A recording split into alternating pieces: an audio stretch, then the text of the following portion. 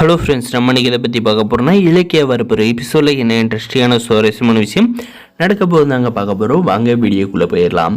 நம்முடைய இலக்கியாவும் கௌதம் பார்த்தீங்கன்னா, இலக்கியா நான் வந்து அந்த பில்டிங் ஓனர் கையில் வந்து ஸ்ட்ரிக்டாக வந்து சொல்லிட்டு வந்துட்டு எனக்கு வந்து பில்டிங் வந்து ரொம்பவே வந்து பிடிச்சிருக்கு, வேறு யாருக்கும் வந்து கொடுக்காதீங்க அப்படின்ற மாதிரி வந்து சொன்னால் அதுக்கு அவர் வந்து கண்டிப்பாக வந்து உங்களுக்கு தாங்க சார் கொடுக்குறது, நீங்கள் ஒரு நல்ல விஷயத்துக்காக வந்து கேட்குறீங்க அப்படின்ற மாதிரி வந்து சொல்லியிருக்காரு.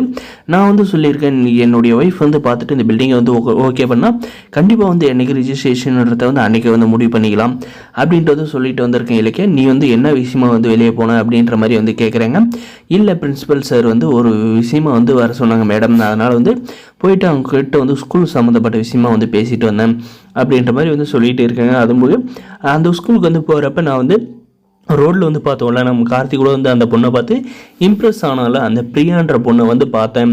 அந்த அவள் வந்து நான் போக வேண்டிய டீச்சருக்கு வந்து நான் வந்து போகாததுனால வந்து அந்த இடத்துக்கு வந்து அந்த பொண்ணை வந்து அப்பாயின்மெண்ட் பண்ணியிருக்காங்க ஸ்கூலில் அப்படின்ற மாதிரி வந்து சொல்கிறாங்க.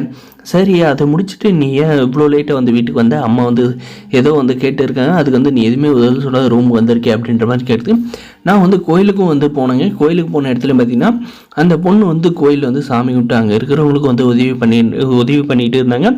அதே சமயம் அந்த பொண்ணு வந்து அவங்களுக்கு வந்து கல்யாணம் ஆகணும் அப்படின்ற மாதிரி வந்து விளக்கு போட்டிருந்தாங்க. அம்மா பேச்சு வந்து தட்டாத அப்படின்ற மாதிரி வந்து சொல்கிறேன். எனக்கு தெரிஞ்சு நம்மளுடைய கார்த்திக் வந்து இந்த பொண்ணை வந்து கல்யாணம் பண்ணிச்சு கண்டிப்பாக நம்மளோட குடும்பத்துக்கு வந்து ஏற்ற பொண்ணை தான் வந்து இருப்பா அப்படின்ற மாதிரி தோணுது அப்படின்றாங்க. அதுக்கப்புறம் பார்த்திங்கன்னா நான் உங்ககிட்ட ஒரு விஷயம் சொல்ல வரணும் அப்படின்ற மாதிரி நம்மளுடைய இலக்கியம் வந்து ஆரம்பிச்சது பார்த்திங்கன்னா, அப்போ தாங்க இந்த பைரவி வந்து இலக்கிய உனக்கு எவ்வளோ திமிரு இருந்தால் நீ வந்து எல்லா காரும் வந்து சர்வீஸ் போயின்னு தெரிஞ்சு நான் போயிருக்கிற கார் நான் வெளியே போகணுன்னு தெரிஞ்சே வந்து இருந்த ஒரு காரம் வந்து எடுத்துகிட்டு போயிருக்கீங்க அப்படின்ற மாதிரி வந்து கேட்டதுக்கு பார்த்தீங்கன்னா நம்முடைய கௌதம் சார் நாங்கள் 3 பேர் தான் வந்து போனோம், இருந்தது ஒரு காரம், மற்ற காரெல்லாம் சர்வீஸ் போயிருந்துச்சு, இதில் வந்து இலக்கியாவோட தப்பு எந்த தப்பும் இல்லைன்றாங்க. சரி கௌதம், அதை வந்து விடு, வீட்டு லாக்கர் சாவி வந்து அவகிட்ட தானே வந்திருக்கு, என்னுடைய ஜுவல்ஸ் எல்லாமே வந்து அந்த லாக்கருக்குள்ளே தான் வந்து இருக்குது.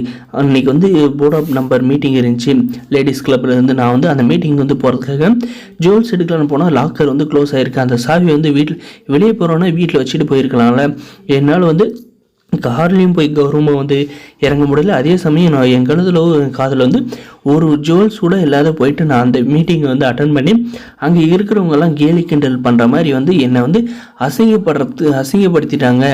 அதுக்கு காரணமே இந்த இலக்கியா தான். அவ கையில் வந்து எல்லா பொறுப்பும் வந்து கொடுத்துட்டீங்க, தலைகால புரியாத வந்து ஆடிட்டு இருக்கா, இவளால் வந்து இன்றைக்கி நான் அசிங்கப்பட்டது கொஞ்சம் நஞ்சு அப்படி இல்லைன்றங்க அப்படின்ற மாதிரி எல்லாம் சொல்கிறாங்க.